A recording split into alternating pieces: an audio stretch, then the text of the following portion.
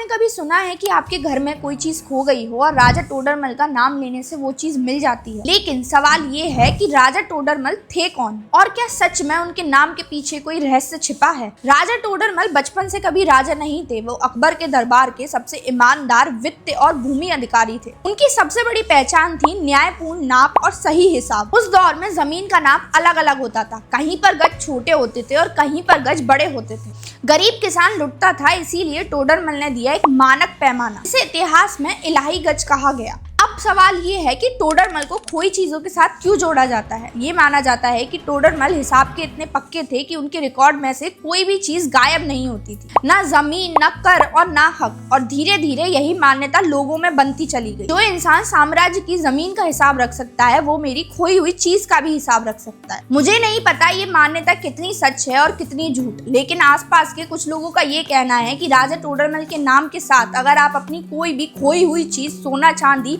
या कोई भी इंपॉर्टेंट कागज ढूंढते हैं तो वो मिल जाता है। अगर आपकी कोई महत्वपूर्ण चीज खो गई हो तो उसको राजा टोडरमल की ट्रिक से एक बार ढूंढने की कोशिश करें अपने घर में। अगर वो मिलती है तो कमेंट सेक्शन में जरूर बताएं।